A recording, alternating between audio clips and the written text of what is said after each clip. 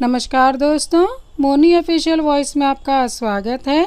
आज की कहानी है दिल मेरा चाहे। दोस्तों, अगर आप हमारे चैनल पर नए हैं तो चैनल को अभी सब्सक्राइब कर बेल आइकन को प्रेस करना ना भूलें।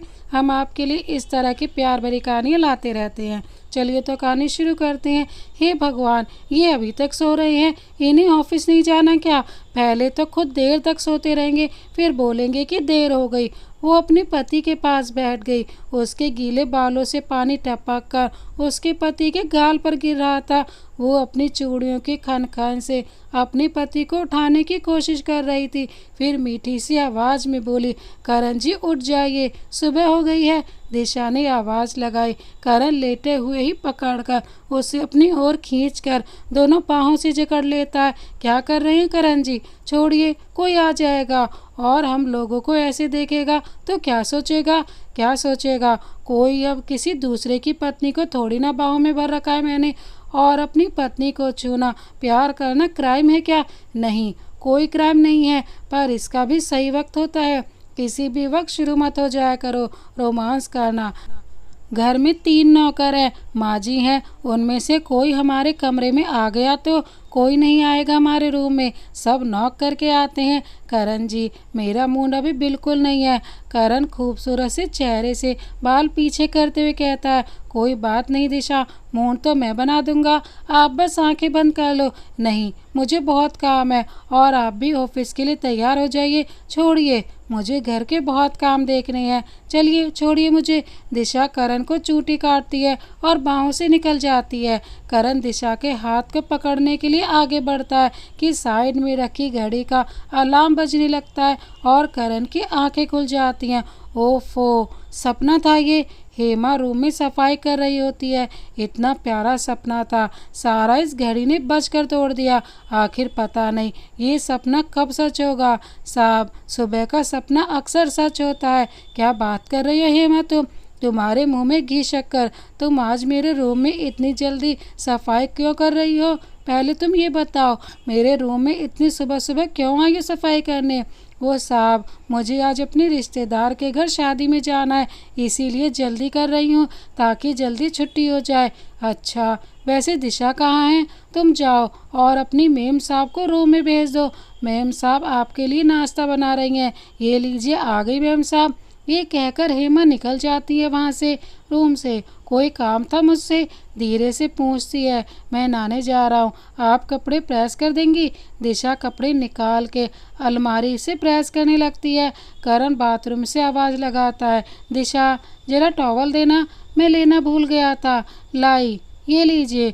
थोड़ी देर दरवाज़ा खोल कर देती है कि तभी दिशा का पैर फिसलता है। दिशा सीधे बाथरूम के अंदर जाकर गिरती है, पर करण उसे गिरने से बचा लेता है। ठीक हो तुम? दोनों एक दूसरे की आंखों में खोए रहते हैं। दिशा, ये जलने की बदबू कहाँ से आ रही है? मैं बाहर जाकर देखती हूँ। दिशा बाथरूम से बाहर आती है। जो प्रेस वो खड़ी करके गई थी वो शर्ट पर गिर गई। जली शर्ट देखकर दिशा की आंखों में आंसू भर आते हैं। करण बाहर आकर, दिशा क्या जल गया था? आपकी शर्ट। चेहरे की ओर देखते हुए हंसते हुए, तो इसमें रोने वाली क्या बात है? कोई बात नहीं, गलती हो जाती है। एक शर्ट के लिए इतने अमूल्य आंसू बहाने की क्या ज़रूरत है? आप दूसरी शर्ट प्रेस कर दीजिए। छोटी छोटी बातों पर रोया मत करिए, अच्छी नहीं लगती आप रोती हुई। दिशा दूसरी शर्ट प्रेस कर देती है। ये लीजिए, मैं किचन में जा रही हूँ। करण तैयार होकर हॉल में आ जाता है। दिशा झुकी हुई नज़रों से करण को नाश्ता देती है। जब नाश्ता करके उठता है तो उसके हाथ में खाने का टिफ़िन पकड़ा देती है। करण माँ के पैर छूता है। अच्छा माँ, मैं जा रहा हूँ, खुश रह और शाम को घर जल्दी आ जाना। हमेशा काम मत किया कर, नया शादी का जोड़ा है, बहू को कहीं घुमाने ले जाया कर, सिनेमा दिखाया कर, अकेले में समय बिताया कर। जल्दी आना, तेरी बीवी तो तुझसे कुछ कहती नहीं है, पर तू तो समझा कर। जी माँ, मैं जल्दी आने की कोशिश करूँगा, ऑफिस में बहुत काम है, 3 अपॉइंटमेंट है। दिशा की ओर मुस्कुराकर देखते हुए ऑफिस निकल जाता है। करण के ऑफिस जाने के बाद दिशा अपने रूम में चली जाती है। पास में रखी करण की तस्वीर सीने से लगाकर मुस्कुराकर निहारती है। सुनिए भाई साहब, मेरा नाम करण दीक्षित है। ये दिनेश शर्मा जी का घर कहाँ है? ये सामने वाला, जिनके घर में भीड़ लगी है। करण बोला। थैंक यू भाई साहब। भीड़ को चीरते हुए करण एक छोटे से घर में चला गया जहां बिस्तर पर एक वृद्ध बहुत बीमार लेटे हुए थे, जिंदगी की आखिरी सांसें ले रहे थे। उस शख्स ने करण को देखा तो खांसते हुए उठने की कोशिश करने लगा। वो कोई और नहीं, वही दिनेश शर्मा है। दिनेश बोला। सर आप आइए। दिशा बेटी चाय बना ला। नहीं नहीं, चाय मत लाइए, सिर्फ पानी। करण रोकते हुए। आप लेटे रहिए, उठने की तकलीफ मत कीजिए। दिनेश। सर। दिशा किचन से पानी लाकर करण को देती है और साइड में नजरें झुकाए खड़ी हो जाती है। वो खांसते हुए हाथ जोड़कर। क्या सर, इतना सम्मान के लायक नहीं हूँ मैं सिर्फ एक मामूली का चपरासी हूँ जो आप मुझ पर सर कह रहे हैं, और मुझ गरीब की कुटिया में आकर मेरा और सम्मान बढ़ा दिया आपने। दिनेश जी, आप मेरे ऑफिस में काम करते हैं और आपकी तबीयत खराब है तो आपको देखने आना मेरा फ़र्ज है। और ये लोग आपके रिश्तेदार हैं क्या? नहीं सर, ये मेरे पड़ोसी हैं। जब पास धन ना हो तो कोई रिश्तेदार नहीं पहुंचता। कहीं मैं उन्हें अपनी बेटी की जिम्मेदारी ना दे दूं, इसीलिए नहीं आए। मुझे बस अपनी बेटी की चिंता है। क्या होगा मेरे बाद इसका? मेरे अलावा कोई नहीं है। जमाना इतना ख़राब है, मेरी बेटी कैसे अकेली रहेगी? जब अपने ही साथ नहीं है तो गैरों से कैसे कोई उम्मीद लगा लो? कुछ नहीं होगा आपको, मैं आपका इलाज कराऊंगा। नहीं सर, अब कोई फ़ायदा नहीं है। जब ऊपर से बुलावा आया है तो किसी हकीम की दवा नहीं लगेगी। और ज़ोर ज़ोर से खांसते हुए रोने लगते हैं। दिनेश जी, आप रोइए मत, और आपको अपनी बेटी की चिंता करने की कोई ज़रूरत नहीं है। अगर आपको ऐतराज़ ना हो तो मैं आपकी बेटी का ख्याल रखूँगा, किसी चीज़ की कमी महसूस नहीं होने दूँगा। आपको और आपकी बेटी को ऐतराज़ ना हो तो मैं आपकी बेटी से शादी करूँगा। ये बात सुनते ही दिनेश खुशी से उठने की कोशिश करता है, पर करण उन्हें लेटने को कहता है। दिशा बेटी इधर आ। जी पापा। सर आप सच में बहुत अच्छे हैं, मेरे लिए तो भगवान है। अपनी बेटी दिशा का हाथ करण के हाथ में पकड़ा देता है और हल्की सी मुस्कुराहट के साथ आंखें खोले के खोले रह जाते हैं। दिशा की एकदम से चीख निकलती है, दीवार में अपना सर मारते हुए। पापा, आप मुझे छोड़कर नहीं जा सकते। और दिशा फूट फूट के रोने लगती है। दिशा, संभालिए अपने आप को, हर इंसान को एक दिन जाना होता है। दरवाज़ा खटखटाते हुए हेमा। मैम साहब, नाश्ता कर लीजिए।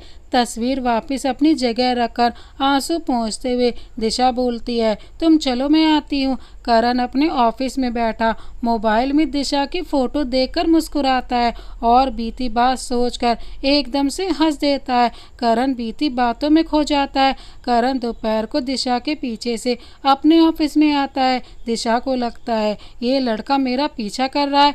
आप मेरा पीछा करते यहाँ तक आ गए। सारे ऑफिस स्टाफ के लोग दिशा की तरफ देखकर बताने को होते हैं कि ये इस ऑफिस के बॉस हैं, पर करण इशारों से मना कर देता है और बस चुपचाप दिशा की बात सुनता रहता है, मुस्कुराते हुए। चेहरे से तो आप बहुत शरीफ लगते हैं, पर है नहीं। आपको शर्म नहीं आती एक लड़की का पीछा करते हुए? तभी बाथरूम से दिशा के पापा निकलते हैं। करण को देखते ही गुड आफ्टरनून सर कहते हैं, और ये सुनकर दिशा खामोश हो जाती है। अपने आप को शर्मिंदा महसूस करती है। सॉरी सर, मुझे नहीं मालूम था कि आप अपने ऑफिस में आए हैं। मैं आपको जानती नहीं हूँ ना। इट्स ओके, गलती आपकी नहीं है। मैं सच में आपका पीछा ही कर रहा था। दिशा के साथ साथ सारे लोग करण की ओर देखने लगते हैं। अरे अरे, गलत मत समझना, मेरा कोई गलत इरादा नहीं था। अपना हाथ आगे कीजिए। दिशा अपना हाथ आगे करती है। ये तो मेरी पायल है, मेरी माँ की आखिरी निशानी है। आपको कहाँ मिली? वहीं जहाँ आप गोलगप्पे खा रही थी। मुझे भी गोलगप्पे बहुत पसंद है, इसीलिए मैं भी गोलगप्पे खाने उतरा था। आप जा रही थी कि मेरी नज़र आपकी पायल पर पड़ गई। मैंने आपको वहीं देनी चाहिए थी। आवाज़ भी आपको बहुत लगाई थी, पर आपने सुनी ही नहीं, इसीलिए आपका पीछा करता रहा। बार बार सड़क पर आपको पुकारना नहीं चाहता था, कहीं लोग गलत ना समझे। खैर, मैं आपका नाम जान सकता हूँ? माय नेम इज़ करण दीक्षित। और आपका my name is Disha Sharma, Dinesh sir की बेटी है, खाना लाई है, दे दीजिए अपने पापा को और आप सभी काम पर लग जाइए। दिशा जाते हुए भी सॉरी सर और पायल देने के लिए थैंक यू कहकर ऑफिस से चली जाती है। तभी करण के कैबिन में गेट से आवाज़ आती है, मे आई कमिंग सर। करण दिशा के ख्याल से बाहर आकर मोबाइल मेज पर रख देता है। कमिंग मिस नैना। नैना करण के ऑफिस में फैशन डिज़ाइनर है। सर, मिस्टर मेहता आए हैं, आपने अपॉइंटमेंट दी थी ना। नैना, भेज दो उन्हें अंदर और तुम भी आना साथ में। करण नैना को इतना बोलकर बाहर भेज देते हैं और मिस्टर मेहता के साथ आने को बोलते हैं। करण बिजनेस की मिस्टर मेहता से डील पक्की करता है। हाथ की घड़ी देखते हुए, मेहता जी ने तो बहुत टाइम ले लिया, माँ ने कहा था जल्दी आने को, लेकिन ये देखो 7 तो यहीं बज गए। ये कहते हुए करण घर के लिए निकल जाता है। आ गया, तुझे कहा था ना जल्दी घर आना। तेरी राह देखते हुए दिशा भूखी ही सो गई। जा उसे उठा कर ले आ और उसे अपने साथ खाना खिला दे। मैं सोने जा रही हूँ, थोड़ा जल्दी घर आया कर, तुझे पता है ना। दिशा जल्दी सो जाती है। दिशा हिंदुस्तानी नारी है जो अपनी पति से पहले खाना नहीं खाती। उसके बारे में सोचा कर। अपने मन में करण कहता है, मैं उसी के बारे में तो पूरा दिन सोचता रहता हूँ। सॉरी माँ, मैं अभी दिशा को जगा कर लाता हूँ, आप सो जाइए। Good night. कमरे में जाते ही सबसे पहले बाथरूम में फ्रेश होता है और फिर सोती हुई दिशा के पास जाकर बैठ जाता है। प्यार से माथे पर हाथ रखता है। दिशा तुरंत बिस्तर से उठ बैठती है। आप कब आए? बेड से उतर जाती है। अभी आया हूँ। क्या बनाया है खाने में? मुझे बहुत भूख लगी है। आपकी फेवरेट सब्जी कटहर, माँ ने बताया था। आप बैठिए, मैं गरम गरम रोटी बना देती हूँ। दिशा रोटियाँ बनाने किचन में चली जाती है। करण खाने की मेज पर बैठकर वहीं से दिशा को देखता है और कहता है, दिशा आपको जल्दी सोने की आदत है तो आप खाना खा लिया करो, मेरे आने का इंतज़ार मत किया कीजिए। कभी कभी तो मुझे आज से भी ज़्यादा लेट हो जाता है घर आने में। मेरे वजह से आप भूखी रही, मुझे अच्छा नहीं लगता। करण जी, आप ना कैसी बातें कर रहे हैं, जैसे आपको अच्छा नहीं लगता ऐसे ही मुझे भी अच्छा नहीं लगता कि आप भूखे रहे और मैं खाना खाकर सो जाऊं। ये सुनकर करण खुश हो जाता है कि दिशा उसके बारे में सोचती है। दोनों खाना खाकर अपने रूम में चले जाते हैं। एक ही बेड पर लेट जाते हैं। थोड़े दूर दूर लेटे हुए ही दिशा करण से कहती है, करण जी कल मैं अपने घर जाना चाहती हूँ। जाऊँ? वो मुझे घर से अपने आईडी वगैरह लाना है। शादी के समय कुछ ला नहीं पाई ना सिवाय माँ पापा की तस्वीर के। हाँ क्यों नहीं, जरूर जाओ, बल्कि आपको मुझसे पूछने की ज़रूरत नहीं है। आप मेरी पत्नी हैं, गुलाम नहीं। आप जहाँ मनाए जा सकती हैं, आपको कोई रोक टोक नहीं है। इजाज़त लेने की ज़रूरत नहीं है। बस इस बात का ख्याल रखना कि कहाँ जहाँ जाना बता के जाना, क्योंकि हम लोगों को आपकी फ़िक्र रहेगी। आप सुबह तैयार हो जाना, मेरे साथ चलना, मैं आपको घर छोड़ दूँगा। ज़्यादा देर नहीं लगेगी तो मैं ले भी आऊँगा। हाँ थोड़ी देर का काम है करण जी। अगली सुबह माँ, मैं दिशा को उसके घर ले जा रहा हूँ। अपने घर से आईडी वगैरह लाना है। दोनों साथ जाएं और माँ मना कर दे, ऐसा तो हो ही नहीं सकता। और मुस्कुराते हुए इजाज़त दे देती हैं। ठीक है जाओ। करण दिशा को लेकर उसके घर चला जाता है। करण दिशा से कहता है, आप जाकर डॉक्यूमेंट्स ले आइए, मैं आपका कार में ही इंतज़ार कर रहा हूँ। दिशा अपने घर का ताला खोलकर अपने कमरे की अलमारी से, जो एक लकड़ी की बनी होती है, उसमें से अपने सारे डॉक्यूमेंट्स निकालकर बाहर कार में आ बैठ जाती है कि तभी उसके मोहल्ले के बच्चे गाड़ी के आगे खड़े हो जाते हैं, जिन्हें देख दिशा खुश हो जाती है। अरे बच्चे, उसे देखकर दिशा शादी से पहले घर में मोहल्ले के बच्चों को पढ़ाती थी। ये वही बच्चे हैं। बच्चों ने दिशा से कहा, दीदी आप अब क्यों नहीं आती हमें पढ़ाने? तब दूसरा बच्चा पहले वाले से कहता है, तुझे मैंने कहा था ना कि दीदी से ऐसे प्रश्न मत करना, दीदी की शादी हो गई है, अब वो हमें पढ़ाने नहीं आ पाएंगी। करण उनकी ऐसी बात सुनकर कहता है, अरे बाप रे, ये बच्चा तो बड़ा ही समझदार है, इधर आओ बेटा। वो बच्चा करण के पास जाता है।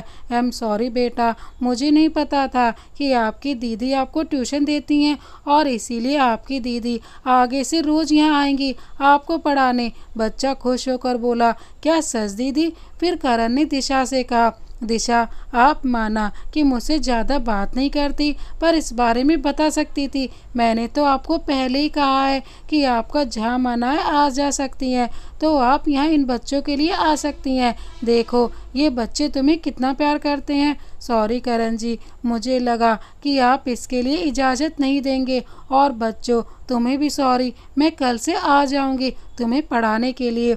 सारे बच्चे ये सुनकर बहुत खुश हो जाते हैं। तो करण कहता है, कल से क्यों, आज से इन बच्चों को ट्यूशन दो, इनका सिलेबस पूरा कराओ। वैसे आप इन्हें पैसों में पढ़ाती हैं। तभी एक बच्चा कहता है, नहीं दीदी फ्री पढ़ाती हैं। अरे वाह, इतने नेक काम के लिए इजाज़त क्यों नहीं देता। इसके लिए तो ना मैं और ना माँ कभी ना करेंगी। आप उतर जाइए, मैं ड्राइवर को भेज दूंगा कि आपको घर ले आएगा। माँ को आपके बारे में फ़ोन पर बता दूंगा। जी करण जी, एंड थैंक यू। करण मुस्कुराकर गाड़ी स्टार्ट कर वहाँ से निकल जाता है। माँ को दिशा के बारे में बता देता है फ़ोन पर, तो उसकी माँ इस बात से कोई एतराज़ नहीं उठाती। दिशा अपने घर में बच्चों को ट्यूशन देने लगती है। दिशा के घर के सामने से उसे अपनी दोस्त गीता का घर साफ दिखाई देता है। बच्चों को पढ़ाते हुए उसकी नज़र एक अपनी दोस्त गीता पर पड़ती है, जो अपने ससुराल से मायके आई हुई है। उसे देखकर दिशा खुश हो जाती है कि इतने दिनों बाद अपनी दोस्त से मिल पाएगी। अच्छा बच्चों, आज के लिए इतना ही, पर कल इतनी जल्दी नहीं आना। कल से दोपहर के 2 बजे आऊँगी, आप लोग भी तभी आ जाना। जाओ घर। बच्चों को भेजकर दिशा गीता से मिलने उसके घर चली जाती है। दिशा गीता की माँ को नमस्ते कहती है। गीता की माँ, नमस्ते दिशा, कैसी हो तुम? तुम्हें देखकर लगता है कि तुम अपने ससुराल में बहुत खुश हो।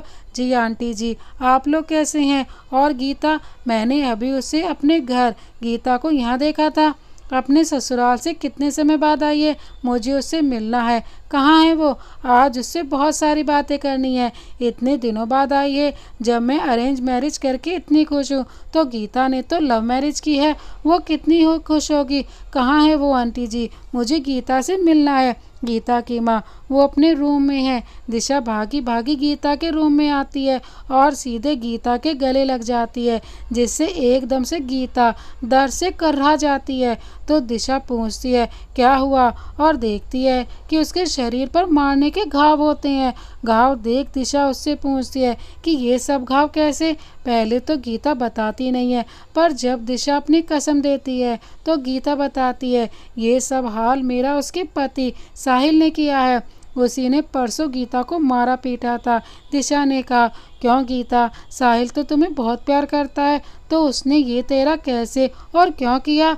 मैं कितने गर्व से कहती थी कि साहिल और मर्दों की तरह नहीं है, जिससे प्यार करने वाला वो तो सबसे अलग है। मगर शादी के बाद पता चला कि सारे लड़के एक जैसे होते हैं। हाँ दिशा, साहिल बहुत प्यार करता था, पर अब नहीं, अब उसकी मोहब्बत कोई और है। मैं तो नाम की पत्नी हूँ, और उसकी सबसे बड़ी गलती, सच कहूँ तो उसने मुझे नहीं, मेरी खूबसूरती से प्यार किया। उसका प्यार सुंदरता से शुरू होकर बिस्तर पर खत्म हो गया। शादीशुदा होकर दूसरी लड़की के सपने देखता है। परसों मैंने साहिल को रंगे हाथ पार्क में देख लिया था, दूसरी लड़की के साथ।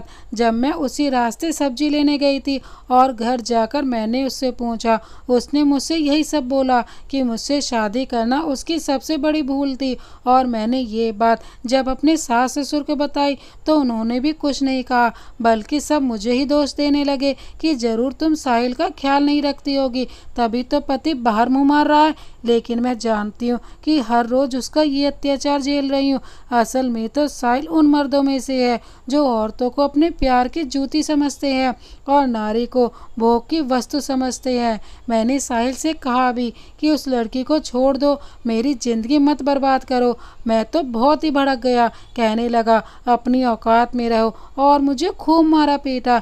इसीलिए मैं यहाँ माँ के घर आ गई थी, क्योंकि मुझे अब वहाँ नहीं रहना है। तभी दिशा के फ़ोन पर ड्राइवर का फ़ोन आता है कि वो गाड़ी लेकर आ गया है घर ले जाने के लिए। अच्छा गीता, कल बात करते हैं, अब मैं यहाँ रोज़ बच्चों को पढ़ाने आऊँगी, अभी फ़िलहाल जाना होगा। ड्राइवर आया है लेने, अपना ख्याल रखना, बाय। दिशा कार में बैठकर घर के लिए निकल जाती है। और सारे रास्ते गीता के बारे में सोचती है अपने मन में कि क्या सच में सभी मर्द एक जैसे होते हैं। गीता की कहानी दिशा को थोड़ा डरा रही थी, कहीं करण जी तो ऐसे नहीं निकलेंगे। गीता की शादी लव मैरिज हुई थी, साहिल को पहले से ही जानती थी, फिर भी असली चेहरा साहिल का पहचान ना सकी। फिर मेरी तो अरेंज मैरिज हुई है और कैसे हालातों में हुई है। मेरे पापा को वादा देने और मुझे सारा देने के एहसान में पति होने का हक न जताने लगे। दिशा का दिल कभी हाँ में तो कभी ना में अटका हुआ, फिर फाइनली ठान लेती है अभी तो फिलहाल ऐसा कुछ नहीं है, जब होगा तब देखा जाएगा। ऐसे कैसे करण जी पर अपनी राय बना लूं। मैडम घर आ गया। ड्राइवर बोला। दिशा कार से नीचे उतर जाती है। दिशा आ गई बेटा। माँ आपको कोई काम था मुझसे? सॉरी लेट हो गई वो मैं। हाँ मुझे मालूम है तुम बच्चों को पढ़ाती हो, करण ने बता दिया था मुझे। ऑफिस पहुंचकर उसका फ़ोन आया था और उसने तुम्हारे बारे में मुझे बता दिया और मुझे कोई ऐतराज़ नहीं है। अच्छा तुम खाना खा लो, सुबह से कुछ नहीं खाया होगा। नहीं माँ मुझे भूख नहीं है, मैं थोड़ा आराम कर लेती हूँ। ये कहकर दिशा अपने रूम में चली जाती है। अच्छा ठीक है जाओ। दिशा का बाकी का सारा दिन गीता के बारे में सोच सोच कर निकल जाता है। रात में भी बिस्तर पर करवट बदलती रहती है और काफ़ी देर बाद आंख लग जाती है। दिशा शीशे में अपने आप को देखकर बाल में कंघी कर रही होती है और तभी करण पीछे से आता है और दिशा की कमर में हाथ डाल लेता है। दिशा डरते हुए करण को अपने आप से दूर धक्का दे देती है और कहती है क्या कर रहे हैं करण जी? तो करण कहता है क्या कर रहा हूँ, वही कर रहा हूँ जो एक पति अपनी पत्नी के साथ करता है, इसमें कोई बुराई नहीं है। आपको छूने का हक है मेरा, आखिर पति हूँ तुम्हारा। आखिर कब तक अपने पापा के मरने का शौक मनाओगी? अब मेरे बारे में भी सोचो। कहते हुए दिशा को गोद में उठा लेता है और बिस्तर पर रख देता है। करण जी होश में आइए, आपने शराब पी है क्या? दूर हटो नहीं तो मैं शोर मचा दूंगी। दिशा शोर मचाकर कोई फायदा नहीं होगा, ये मेरा घर है और पति पत्नी के बीच में माँ आकर क्या करेगी? बेहतर यही होगा कि हम अपने आगे के बारे में सोचें और पति पत्नी के रिश्ते को आगे बढ़ाएं। नहीं करण जी आप ऐसा नहीं कर सकते। और बेड से उठ खड़ी होती है पर करण हाथ पकड़कर वापस बिस्तर पर खींच लेता है, जिससे दिशा की एकदम से चीख निकल जाती है और नींद में आँख खुल जाती है। साथ में बगल में सो रहे करण की भी आंख खुल जाती हैं। दिशा खुले हुए बालों को पीछे करते हुए पसीने से तरबतर है। हे भगवान ये सपना था। दिशा क्या हुआ? करण बगल में रखे जग से गिलास में पानी करके देता है। कुछ नहीं करण जी सो जाइए, मैंने आपकी नींद खराब कर दी, ऐसे ही एक सपना देख लिया। क्या सपने में देख लिया दिशा जो इतना डर गई थी? मुझे भी बताइए। रहने दीजिए करण जी, पूछकर क्या करेंगे, सपने सच थोड़ी ना होते हैं। मालूम है मुझे दिशा, पर सपने कहीं ना कहीं हमारी हकीकत से जुड़े होते हैं। अगर आपका सपना भी कुछ ऐसा है तो बेहिचक होकर बता सकती हैं, बताइए ना। करण के कहने पर दिशा करण को सब बता देती है, पर अपना सपना नहीं बल्कि गीता के बारे में कि उसने अपनी दोस्त गीता का सपना देखा।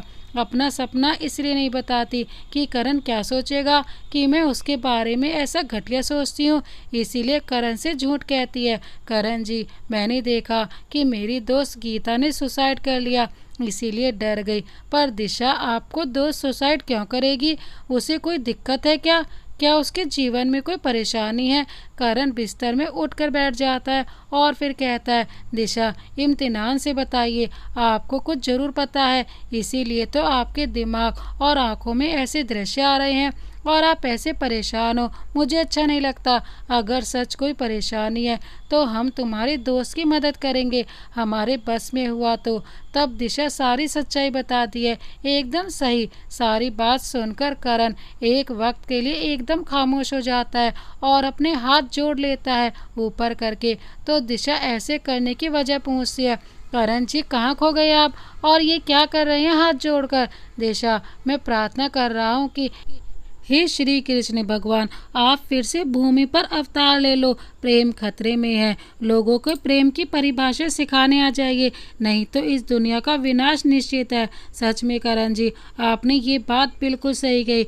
दिशा, सच में गीता के साथ बहुत बुरा हो रहा है। साहिल जैसे लोग ही प्यार को बदनाम करते हैं, प्यार का नाम देकर बलात्कार करते हैं। छी, ऐसे आदमी के साथ रहने से अच्छा है कि तलाक देकर अलग हो जाए। गीता, मेरा भी कुछ ऐसा ही ख्याल है करण जी, पर हम क्या कर सकते हैं। वो आदमी बहुत ही ज़्यादा घटिया किस्म का है। खैर दिशा, रात बहुत हो गई है, सो जाइए। और अच्छी बात है दिशा कि आप अपनी दोस्त की हालत की चिंता करती हैं, पर इतनी भी मत कीजिए कि आपके दिमाग में उसका बुरा असर पड़ते। हमेशा दिमाग में टेंशन बनी रहे ठीक नहीं होता। हर वक्त सोचा मत करो, सो जाइए। दोनों वापस बेड पर लेट जाते हैं, आमने सामने मुंह करके, और आंख बंद कर लेते हैं। पर दिशा थोड़ी देर में फिर आंख खोल लेती है, पर करण भी सोता कहाँ है, वो भी अपनी आंख खोल लेता है। तो दिशा कहती है, करण जी मुझे सोने के लिए कहकर खुद जाग रहे हैं, तो आप कहाँ सो गई मैडम जी, आप भी तो जाग रही हैं। मुस्कुराते हुए दिशा की तरफ देखकर कहता है, वो मुझे नींद नहीं आ रही है, आप सो जाइए, आपको सुबह ऑफिस भी तो जाना है। नहीं, मुझे भी नींद नहीं आ रही है। चलो, जब तक नींद हमारी आंखों में नहीं आती है तब तक हम दोनों एक दूसरे के बारे में जान ले। कभी हमने खुलकर बात नहीं करी ना, इसीलिए हमें एक दूसरे के बारे में कुछ भी नहीं पता है। तो बोलो, ठीक है करण जी, पर सवाल पहले मैं करूँगी। ठीक है बाबा, तुम पूछ लेना, वैसे भी तुम अपनी ही चलाती हो। बिल्कुल मैडम, लेडीज़ फर्स्ट। आपको क्या खाने में क्या पसंद है, वो तो माँ से पता चल गई। और कुछ आपको भी मेरे बारे में पता है कि मुझे गोलगप्पे बहुत पसंद है। खाने में सब खा लेती हूँ, सब पसंद है, करेला से लेकर टिंडे तक। तो अब आप ये बताइए कि आपकी हॉबीज़ क्या क्या हैं। मेरी hobbies singing, books reading, cricket, और कभी खाली समय मिल जाए तो कुकिंग भी कर लेता हूँ, पर ऑफिस से समय नहीं मिलता। वैसे सब कहते हैं कि मैं खाना बहुत ही अच्छा बनाता हूँ। आपकी और मेरी हॉबीज़ एक जैसी हैं, मेरी भी यही सब हॉबीज़ है। सिंगिंग में तो मुझे कॉलेज में फर्स्ट प्राइज़ मिलता था, पर आप कुकिंग का भी शौक़ रखते हैं। हाँ, इसमें कौन सी बुराई है। अब काम में भी नाम लिखा होता है क्या कि ये काम मर्द करेगा और ये काम औरत करेगी। अब आपको भी तो क्रिकेट पसंद है, और मैंने सुना है कि लड़कियों को ज़्यादा क्रिकेट भाता नहीं है, पर आपको पसंद है। करण की बात सुनकर दिशा करण की तरफ देखती है और करण से बोलती है, नहीं करण जी, मेरे कहने का ये मतलब नहीं था। मुस्कुराते हुए, मुझे मालूम है दिशा, आप ऐसे ही कह रही हैं। दोनों रात में बातें करते करते सो जाते हैं। सुबह दिशा की आँख खुलती है और नहाकर पूजा करके घर में चारों तरफ अगरबत्तियों का धुआं फैलाकर किचन में चली जाती है। नाश्ता बनाने किचन के गेट से पूरा हॉल दिखाई देता है। दिशा की सास बैठकर हॉल में समाचार देखती है और हेमा घर में झाड़ू पोछा करके किचन में डेटॉल से हाथ धोते हुए कहती है दिशा से, मैम साहब चाय बन गई है तो मुझे दे दो, मैं साहब को चाय दे आऊँ। नहीं हेमा, अभी चाय नहीं बनी, मैं दे दूंगी, बन जाएगी तब। तो अभी करण जी सो रहे हैं। दिशा के मुंह से ऐसे शब्द सुनकर बाहर बैठी सास और हेमा दिशा को देखने लगती हैं अचंभे से कि दिशा पहली बार कह रही है चाय करण को देने को, नहीं तो हमेशा हेमा लेकर जाती थी। दोनों दिशा को देख मन ही मन मुस्कुराती हैं। फिर हेमा कहती है, मैम साहब ये वक्त तो साहब का तैयार होने का है, उन्हें ऑफिस के लिए लेट नहीं हो जाएगा। फिर दिशा कहती है, तो क्या हुआ, आज लेट चले जाएंगे, कौन सा उन्हें खुद के ऑफिस में कोई डांट लगाएगा। करण की माँ दोनों की बात सुनती है और मुस्कुराती हुई हेमा को अपने पास बुलाती हैं। हेमा इधर आ, जाकर माली से कह कि घर के बगीचों से फूलों को तोड़कर एक प्यारा सा गुलदस्ता तैयार करके दे। जी मालकिन, अभी लाई। थोड़ी देर में हेमा माली से गुलदस्ता बनवा के ले आती है। ये लीजिए मालकिन, दो गुलदस्ता सुंदर बना है ना। हाँ हाँ, बहुत सुंदर है, जा दिशा को दे दे, अपने रूम में सजा लेगी। आवाज़ लगाते हुए, दिशा नाश्ता हेमा को दे दो, तुम अपने रूम में ये फूल रखाओ। पर क्यों माँ जी? अच्छा ठीक है, लाओ दो। हेमा तुम नाश्ता देखो। फूलों को अपने रूम में दिशा गुलदस्ते में सजा देती है। करण अभी सो रहा होता है तो दिशा उसके पास आकर बैठ जाती है और कल रात कहीं करण की बात सोच सोच कर मुस्कुराती रहती है। और अपने मन में कहती है, मैं गीता की बात सुनकर ऐसे ही डर रही थी। सच में करण जी, साहिल जैसे बिल्कुल नहीं है। जैसे हाथ की पांचों उंगलियां एक सी नहीं होती, वैसे ही हर आदमी एक सा नहीं होता। और मैंने इनके लिए ऐसे विचार अपने मन में लाए। करण जी तो बहुत अच्छे हैं, वो चाहते तो कुछ भी कर सकते थे। हमारी शादी हो गई है, पर कभी भी मुझे छूने की कोशिश नहीं की। दिशा मुस्कुराते हुए अब मुंह से बोलती है, सोचती है करण तो सो रहे हैं, वो थोड़ा ना सुन लेंगे। करण जी, आप सच में बहुत अच्छे इंसान हैं, पर क्या करूं, जब आप मेरे पास खड़े होते हैं तो दिल जोरों से धड़कने लगता है, सांसें एकदम थम सी जाती हैं, दिमाग काम करना बंद कर देता है। और जब दूर चले जाते हो तो दिल आपके पास आने को करता है। सोते हुए कितने प्यारे लगते हो, एकदम अबोध बालक जिस पर सिर्फ प्यार आता है। दिशा ये कहते हुए अपने होंठ करण के माथे तक ले जाती है, उसे किस करने के लिए। सोचती है सो तो रहे हैं, क्या मालूम चलेगा। पर सच में करण सो नहीं रहा होता है, बस दिशा को कमरे में आता देख वापस सोने का नाटक करता है। जैसे ही दिशा किस करने को होती है, करण अपनी एकदम से आंखें खोल लेता है। दिशा एकदम से डर जाती है और दूर हो जाती है। दिशा, क्या कर रही हो? बड़ी ही हैरानी और मन में खुशी को दबा कर कहता है, मालूम सब होता है। दिशा देखकर हकलाने लगती है और झूठ कहती है, करण जी, वो आपके माथे पर एक छोटा सा कीड़ा था, इसीलिए उसे उड़ा रही थी, हाथ से नहीं पकड़ सकती थी, मर जाता बेचारा। करण मुस्कुराते हुए, ओह अच्छा। दिशा अपनी हरकत पकड़ने के शर्म की वजह से वहाँ से चली जाती है। दिशा को ऐसे जाता देख करण स्माइल कर देता है। नींद बेशक रात में पूरी ना हुई हो, पर दिशा की बात सुनकर करण का दिल दिमाग दोनों तरोताजा हो जाते हैं। बड़ी ही फुर्ती से नहा धोकर तैयार होकर बाहर डाइनिंग टेबल पर बैठ जाता है। गुड मॉर्निंग माँ। करण बोला, गुड मॉर्निंग बेटा, और ऑफिस का काम कैसा चल रहा है? बहुत अच्छा चल रहा है माँ, बस आपका आशीर्वाद ऐसे ही मेरे सर पर बना रहे।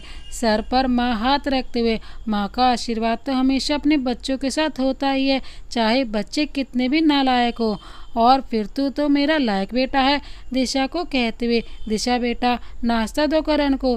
दिशा बेचारी अब भी अपनी हरकत के लिए शर्म से नजरें झुकाए प्लेट में नाश्ता परोसती है, और करण मन ही मन खुश होता है। खाना परोसती दिशा की ओर देखकर मुस्कुराता है हल्की स्माइल से, जिससे दिशा अपनी नज़र और करण से चुराती है। दिशा बेटा, तुम भी नाश्ता कर लो। नहीं, आप लोग कर लीजिए, मैं बाद में कर लूँगी। करण दिशा के लिए चेयर पीछे करता है, उसे हाथ पकड़कर बैठा देता है। दिशा, क्या आप नाश्ता आखिर में करती हैं? आज से आप हम सबके साथ ही करेंगी। ये पुराने ख्यालों वाला घर नहीं है जो सबके बात करोगी। अगर आप हमारे साथ नहीं नाश्ता करोगी तो कोई भी नाश्ता नहीं करेगा। करण दिशा की आंखों में आंखें डाल कर कहता है, अरे नहीं, अच्छा खा रही हूँ करण जी। करण दिशा के प्लेट में पराठा रख देता है। नाश्ता करके करण ऑफिस के लिए निकल जाता है और दिशा हेमा के साथ घर के कामों में लग जाती है। हेमा काम करने को मना करती है। मेम साहब, आप पहले से ही मेरा काम आसान कर चुकी हैं, खाने की जिम्मेदारी लेकर, और अब घर के कामों में भी हाथ बटाती हो। ये सब मेरा काम है, मैं इसके पैसे लेती हूँ, मुझे करने दीजिए। मालकिन समझाइए ना मैम साहब को। हंसते हुए, सॉरी, हमारी बहू को काम करने से खुशी मिलती है, उसका टाइम भी पास हो जाता है। ये बात दिशा ने पहले ही बोल दी थी, इसीलिए मैं कुछ नहीं बोल सकती हूँ। सुन लिया है माँ तुमने, और इतना बड़ा घर है, तुम कैसे करोगे इतना काम? मेम साहब, पहले भी तो करती थी ना, मुझे पता है, पर इतने बड़े घर के काम से थक भी तो जाती हो ना, इसीलिए बस। और बहस नहीं मुझसे। हेमा दिशा को छेड़ते हुए मालकिन से कहती है, देख रही है मालकिन, आप पर और मुझ पर तो दिशा मैम साहब ऐसे हक से हम पर हुक्म चलाती हैं, मगर देखो करण साहब के सामने कैसे भीगी बिल्ली बन जाती हैं। और आज तो बाप रे, बिल्कुल करण साहब से नजरें ही नहीं मिला रही थी शर्म के मारे। क्या बात है, हमें भी तो बताओ। दिशा ऐसी बात सुनकर शर्मा जाती है और जाकर अपनी सास से कहती है, माँ देखिए ना कैसे कह रही है हेमा, मैं इसकी हेल्प करवा रही हूँ और ये उल्टा मेरी ही टांग खींच रही है। देखिए ना, आप ही कुछ समझाइए हेमा को। जाओ, मैं नहीं करवा रही काम। मुस्कुराकर डांटते हुए, हेमा मेरी बहू को परेशान करना बंद कर, चल जाकर काम कर। और दिशा, तुम्हें भी तो जाना है ना बच्चों को पढ़ाने, जाओ, ड्राइवर ले जाएगा तुम्हें। जी माँ जी। दिशा को ड्राइवर दिशा के घर ले जाता है और वापसी के लिए वहीं क्लास खत्म होने का इंतजार करता है। दिशा अपने घर का ताला खोलती है, पर्स से चाबी निकाल कर, और थोड़ी ही देर में बच्चे भी दिशा से ट्यूशन पढ़ने आते हैं। दिशा बच्चों को ट्यूशन पढ़ाने लगती है। बच्चों को पढ़ाते वक्त कभी वह बच्चों की तरफ देखती तो कभी गीता के घर की तरफ, अपने मन में कहते हुए, करण जी बिल्कुल ठीक कह रहे थे, साहिल जैसे आदमी से गीता को तलाक ले लेना चाहिए। मैं गीता से इस बारे में बात जरूर करूंगी। क्लास खत्म होने के बाद दिशा बच्चों को पढ़ा ही रही होती है कि उसकी नज़र गीता के घर पर जाती है। गीता के घर के आगे कोई बाइक सवार अपनी बाइक रोकता है। बाइक से उतरकर अपना हेलमेट बाइक के हैंडल पर लटकाकर अंदर चला जाता है, पर दिशा हेलमेट उतारते हुए आदमी को पहचान लेती है। वो कोई और नहीं बल्कि साहिल ही होता है, गीता का पति, गीता का अय्याश पति। शक्ल से शरीफ पढ़ा लिखा तो था ही, लगता था कि कितना अच्छा इंसान है, पर असल में है नहीं।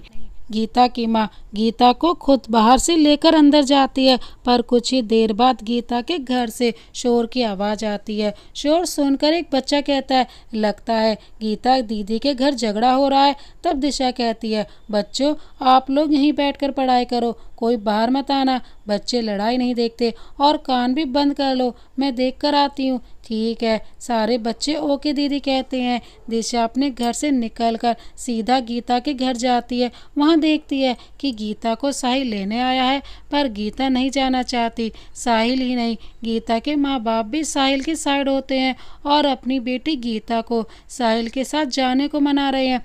ऐसा जुल्म एक बेगुनाह पर होते हुए दिशा भला कैसे रह पाती। इसीलिए उनके आपसी मामले में बोल पड़ती है, जब गीता नहीं जाना चाहती तो जबरदस्ती क्यों ले जाना चाहते हो। और अंकल आंटी आपको नहीं पता साहिल ने गीता के साथ कैसा जानवरों जैसा बर्ताव किया है। ऐसे इंसान को घरेलू हिंसा के जुर्म में जेल में बंद कर देना चाहिए। ऐसी दिशा की बात सुनकर गीता के माँ बाप कहते हैं, अरे नहीं दिशा, हम ऐसा नहीं कर सकते। ऐसा भी हो पर साहिल गीता का पति है, जिंदगी उसी से गीता की कटनी है। तुम्हें तो पता है पति तो भगवान का दूसरा रूप होता है औरत के लिए। दिशा हंसते हुए साहिल की ओर देखकर ताली बजाते हुए कहती है, ये और भगवान? क्यों आंटी जी, भगवान को गाली दे रही हो? साहिल पहले इंसान ही बन जाए वही काफ़ी है। दिशा की ऐसी बातों से साहिल को बहुत गुस्सा आ जाता है और दिशा से कहता है, देखो दिशा, अपने काम से मतलब रखो। तुम गीता की दोस्त तो बहन नहीं हो जो इस घर के मामले में अपनी नाक घुसा रही हो। अपने काम से मतलब रखो, दूसरे के काम में टांग मत अड़ाओ, समझी? गुस्साऊंगी क्या कर लोगे? मुझ पर भी गीता की तरह हाथ उठाओगे? क्योंकि तुम्हारी नज़र में औरत तो कुछ होती ही नहीं है ना। देखो मैं अपनी बीवी को लेने आया हूँ, किसी की बकवास सुनने नहीं आया हूँ। अगर आज ये मेरे साथ नहीं चलेगी तो कभी नहीं इसे लेने आऊँगा। फिर संभालना अपनी बेटी को, मेरा कुछ नहीं, लोग तुम्हारी बेटी को गलत कहेंगे। और इस दिशा से भी कह दो हमारे मामले में ना बोले। साहिल ने गीता के माँ बाप को ऐसे धमकी दी तो गीता के माँ बाप दिशा को चुप रहने को कहते हैं। देखो दिशा, तुम वक्त की नजाकत को समझो, मेरी बेटी की जिंदगी बर्बाद हो जाएगी। इस बात पर दिशा कहती है, तो अब कौन सा आबाद है? आपका दामाद, ये किसी और से दिल भी लगा बैठा है। आपकी बेटी को क्या प्यार देगा? आपने गीता की हालत देखी है ना, कितना मारा पीटा था। दिशा बेटा, लड़ाई झगड़े मार पीट हर घर में होती है। और रही बात दूसरी लड़की की, तो जमाई जी छोड़ देंगे उसको? साहिल से पूछती हुई दिशा की माँ, है ना जमाई जी? साहिल सबके सामने गीता को ले जाने के लिए झूठ बोल देता है। हाँ छोड़ दूंगा। पर दिशा फिर भी साहिल के साथ गीता को भेजने के फेवर में नहीं हुई। गीता भी नहीं जाना चाहती थी, पर गीता के माँ बाप बार बार गीता को जाने के लिए दबाव डालते हैं और आखिर में गीता मान जाती है। जब गीता के माँ बाप ये कहते हैं कि अगर तू नहीं गई अपने ससुराल तो हमारा मरा मुँह देखेगी, अब क्या करे? गीता मानना तो था ही। ऐसी बात सुनकर माँ बाप से, ठीक है माँ पापा, मैं जा रही हूँ। गीता आंसू भरते हुए दरवाजे की ओर बढ़ने लगी तो दिशा हाथ पकड़कर रोक लेती है। नहीं गीता, वहाँ तुम कैसे जा सकती हो? तुम सब कुछ जानती हो। अरे तुम पढ़ी लिखी लड़की ही ऐसे कैसे नाइंसाफ़ी सह सकती हो? तुम भी इंसान हो। ये दुनिया जितनी मर्दों की है उतनी औरतों की भी है। नहीं दिशा, साहिल को मैंने ही पसंद किया था, पर मुझे नहीं पता था कि साहिल ऐसा होगा। और फिर अब कोई बात नहीं, रहने दो। इंसाफ कोई हक नहीं चाहिए। जब अपनों का साथ नहीं है तो दूसरों की क्या उम्मीद करूं? पड़ी रहूंगी किसी कोने में। छोड़ दो दिशा मेरा हाथ, जाने दो। लाख कहने पर गीता का हाथ नहीं छोड़ती दिशा, जिससे साहिल को गुस्सा आ जाता है। जबरदस्ती दिशा के हाथ से गीता का हाथ छुड़ा लेता है। दिशा वापस उसका हाथ पकड़ने को जाने को होती है। साहिल दिशा को धक्का मार देता है। दिशा दूर जाकर गिरती है। दिशा की कलाई पर जमीन की घसीट लग जाती है तो गीता चिल्लाती है और दिशा को उठाने के लिए आगे बढ़ती है। दिशा, तो ठीक है, तुम बाइक पर बैठो, साहिल ने गीता को रोकते हुए कहा। पास में ड्राइवर कार लेकर खड़ा सारी बात सुन और देख रहा होता है। पास जाकर दिशा को उठाता है और गुस्से से साहिल को मारने के लिए आगे आता है, पर दिशा रोक लेती है। साहिल गीता को अपने साथ बाइक पर बैठा कर ले जाता है। दिशा की जमीन की घसीट से कलाई पर चोट और खून बहने लगता है। गिरने से थोड़ी पैर में मोच भी आ जाती है। दिशा अपने घर जाकर बच्चों की छुट्टी कर देती है और घर में ताला लगाकर कार में बैठ जाती है घर जाने के लिए, और ड्राइवर को इस बारे में घर पर बताने से मना कर देती है। ड्राइवर दिशा को वादा दे देता है कि वो करण साहब या मालकिन को कुछ नहीं बताएगा। कुछ ही देर में दिशा का घर आ जाता है और दिशा घर के अंदर चली जाती है। माँ अपने रूम में होती है। दिशा सीधे अपने रूम में चली जाती है। दिशा के आने के ठीक 5 मिनट बाद करण भी घर आ जाता है। दिशा बोली, करण जी, आप इतनी जल्दी आज? हाँ दिशा, मैंने सोचा आज मैं खाना बनाऊंगा सबके लिए, कैसा रहेगा? दिशा के हाथ में दर्द और पैर की मोच में भी दर्द होता है, इसलिए कहती है, ठीक है करण जी, वैसे भी अपने और हेमा के हाथ का खाना खाकर ऊब गई हूँ, आज आपके हाथ का हो जाए खाना। करण फ्रेश होकर किचन में चला जाता है। हेमा, आज मैं खाना बनाऊंगा, मेरी हेल्प करवाना। मसाले वगैरह कहाँ रखे हैं? ठीक है। क्यों साहब, आप क्यों बनाओगे? मैं बना लेती हूँ। अगर दिशा मैम साहब की तबीयत ठीक नहीं है तो छोड़ दीजिए। अरे नहीं हेमा, दिशा की तबीयत एकदम ठीक है। वो मेरा मन कर रहा था कि आज मैं खाना बनाऊं। अच्छा, तो फिर ठीक है, आप सब्जियां काटना शुरू करो, मैं सारे मसाले के डिब्बे सामने रख देती हूँ। जब खाना बन जाएगा उठा कर रख दूंगी। तभी करण की माँ अपने कमरे से बाहर आती हैं। करण को खाना बनाते देख पूछती है, क्या हुआ करण, इतनी जल्दी कैसे आ गया? और तू क्यों खाना बना रहा है? दिशा की तबीयत ठीक नहीं है क्या? हे भगवान, सबको क्या हो गया है? खाना मैं बना रहा हूँ, तबीयत दिशा की पूछी जा रही है। मैं खाना अपनी खुशी से बना रहा हूँ। अच्छा ठीक है, बना ले, माँ ने करण से कहा। करण खाना बनाता है। हेमा उसकी छोटी छोटी मदद करती है। खाना बनाने के बाद सारा सामान अपनी जगह पर रख देती है। हेमा, तुम ये सारा खाना डाइनिंग टेबल पर रखो, मैं दिशा को बुला लाता हूँ। जी साहब। दिशा, चलो खाना खा लो। दिशा बेड से नीचे उतरती है कि उसके पैर की मोच में दर्द उठता है। दिशा के मुंह से आह निकलती है, बेड से गिर जाती है। तब करण दिशा की कलाई पकड़कर उठाता है तो फिर से आह निकलती है दिशा के मुंह से। फिर उसकी नज़र दिशा के पैर और कलाई पर पड़ती है, जिसे देख करण इन चोटों के बारे में पूछता है। दिशा, ये चोट आपको कैसी लगी? बिना सांस लिए 4-5 बार पूछता है। दिशा को कोई बहाना मिलता नहीं है तो ये कह देती है कि उसका एक्सीडेंट हो गया। कहने के बाद सोचती है, हाय ये मैंने क्या कह दिया। ये सुनकर करण भड़क जाता है। वो समझ जाता है जरूर ड्राइवर ने गाड़ी ठीक से चलाई नहीं होगी, बल्कि ऐसा कुछ नहीं था। करण चिल्लाते हुए ड्राइवर को बुलाता है, सतीश सतीश। ड्राइवर सतीश भागा भागा बाहर से करण के कमरे में आता है। साथ में सारे घर के लोग भी ऐसे चिल्लाते हुए देख करण से पूछती है, माँ करण बेटा क्यों इतना चिल्ला रहा है? क्या किया है सतीश ने? ये तो सतीश ही बताएगा कैसे गाड़ी चलाता है। देखिए माँ, दिशा को कितनी चोट आई है, पता नहीं कैसे गाड़ी चलाता है। ड्राइवर समझ जाता है कि दिशा मैडम ने एक्सीडेंट का बहाना बनाया है, पर दिशा को ड्राइवर ने वादा किया था कि वो घर पर कुछ नहीं बताएगी, इसीलिए खड़े खड़े सुनता रहता है। माँ दिशा की चोट देखते हुए कहती है सतीश से, सतीश तुम पीकर गाड़ी चला रहे थे? ड्राइवर को चुपचाप खड़े सुनते देख दिशा से रहा नहीं जाता तो एक और झूठ बोल देती है। करण जी, सतीश भैया को मत डांटिए, उनकी कोई गलती नहीं है। आप पहले मेरी बात तो सुन लीजिए। मेरा एक्सीडेंट हुआ है सतीश भैया के गाड़ी चलाने से नहीं, सड़क पर हुआ है। वो मैं ज़रूरी सामान लेने कार से नीचे उतरी थी। रोड पार करते हुए एक बाइक वाले ने टक्कर मार दी। हाँ तो दिशा, आप सतीश को कह देती, वो ले जाता। करण दिशा की ओर देखते हुए कहता है, ओ गॉड करण जी, कुछ काम हर इंसान के पर्सनल भी होते हैं और दुर्घटनाएं बोलकर थोड़ी ना आती हैं। सतीश भैया आप जाइए। इशारे में कान पकड़कर ड्राइवर से माफ़ी मांगती है कि उसकी वजह से डांट पड़ी। करण बेटा, डॉक्टर को बुला लो, दिशा का पैर दिखाना है, पता नहीं कब से ऐसे दर्द में बैठी है। थोड़ी देर में डॉक्टर आता है। दिशा के पैर की मोच में पट्टी और कलाई पर पट्टी कर दवाइयाँ लिखकर आराम करने को कहता है। अपनी फीस लेकर डॉक्टर वहाँ से चला जाता है। दिशा को हाथ पकड़कर सहारा देते हुए करण कहता है, चलो दिशा, खाना खा लो, मैंने सारा खाना अपने हाथों से बनाया। और हाँ, जब तक तुम ठीक नहीं हो जाती हो तब तक घर का कोई काम नहीं करोगी, बस बच्चों को पढ़ाने के अलावा। ओके करण। माँ और दिशा तीनों खाना खाते हैं। दिशा खाने की तारीफ करती है। वैसे भी करण ने आज बहुत ही सुंदर खाना बनाया है। वाह करण जी, आप तो मुझसे भी अच्छा खाना बनाते हो, सच में मज़ा आ गया। हंसकर मुस्कुराते हुए थैंक यू थैंक यू, वैसे आपके हाथ का खाना ज़्यादा अच्छा होता है। माँ हंसते हुए कहती है, अरे अरे, बस तारीफ बाद में करना, पहले खा लो।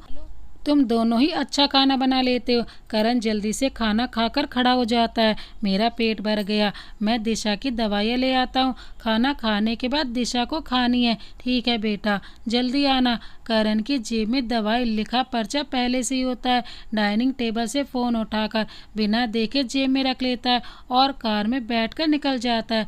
मेडिकल स्टोर से दवाई लेता है और वापस कार में बैठ जाता है कि तभी फ़ोन रिंग करने लगता है। करण जेब से फ़ोन निकालता है, पर यह क्या, वो जल्दबाजी में टेबल से दिशा का फ़ोन उठा लाता है। फ़ोन पर दिशा की दोस्त गीता का फ़ोन आता है। जब करण फ़ोन पर देखता है तो दिशा की दोस्त गीता का फ़ोन आ रहा था।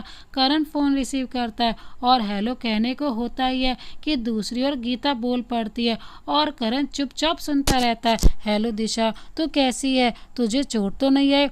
साहिल ने तुझे बहुत तेज़ धक्का मार दिया ना, ज़रूर तुझे चोट आई होगी, देख तू डॉक्टर को दिखा लेना। ऐसी बात सुनकर करण को गुस्सा आ जाता है और मन में कहता है कि दिशा ने मुझसे झूठ बोला कि उसका एक्सीडेंट हुआ है, और इस साहिल की इतनी हिम्मत, अपनी बीवी की इज्जत तो करता ही नहीं है, साथ में उसने दिशा को चोट पहुंचाई। इस साहिल को अगर मुझे मिल गया ना तो इसका अच्छा सबक सिखाऊंगा।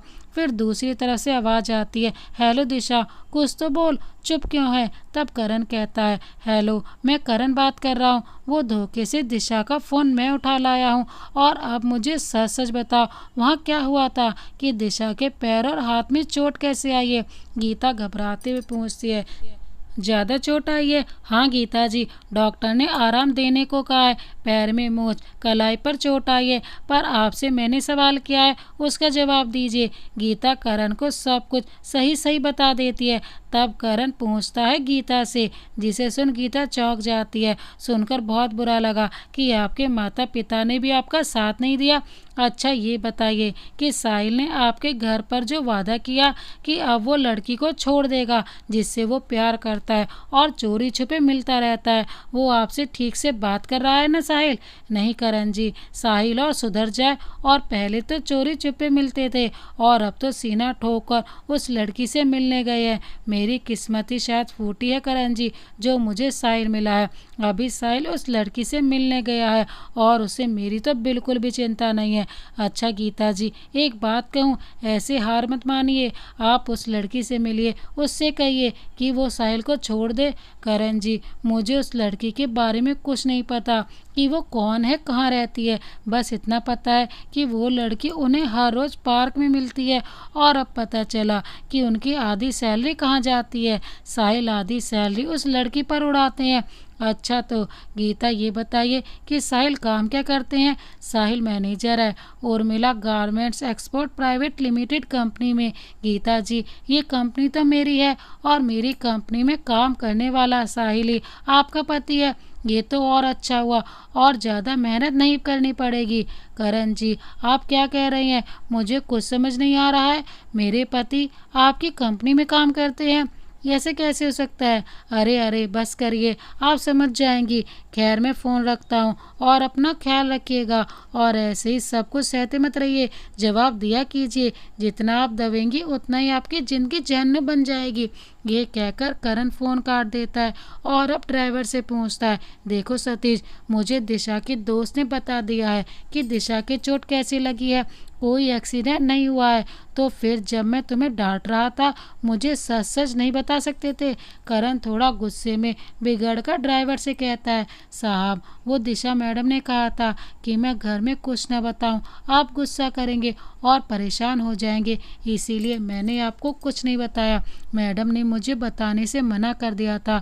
गुस्सा तो मुझे भी बहुत आया था उस वक्त। अगर मैडम ने मुझे रोका नहीं होता तो सर फोड़ देता साहिल का। साहिल को तो अब मैं बताऊंगा मेरी बीवी पर चोट पहुंचाने की सज़ा क्या होती है। अच्छा सतीश मुझे माफ़ कर दो, मैंने तुम्हें सच्चाई जाने बिना ही डांट दिया, पर आगे से ऐसा बिल्कुल नहीं होना चाहिए। कोई बात मुझसे छिपाओगे नहीं। जी साहब सॉरी, अब नहीं छिपाऊंगा। ड्राइवर घर के सामने कार रोकता है। करण सीधे अपने रूम में चला जाता है दवाई लेकर। रूम में दिशा अपने बेड पर बैठी होती है, साथ में माँ और हेमा भी होती हैं। ले आया दवाई करण। करण की माँ करण से पूछती है दवाई बेड के पास रखते हुए। जी माँ ले आया मैं दवाई। तो दोस्तों इस कहानी को यहाँ तक देखने के लिए आपका बहुत बहुत धन्यवाद। इस कहानी को आगे देखने के लिए देखिए इस कहानी का भाग 2, जिसका लिंक डिस्क्रिप्शन बॉक्स में मेंशन कर दिया जाएगा।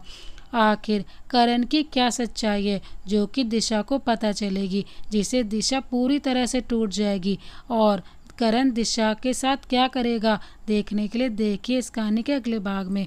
मिलते हैं एक और नई प्यार भरी कहानी के साथ, तब तक के लिए जय हिंद, वंदे मातरम।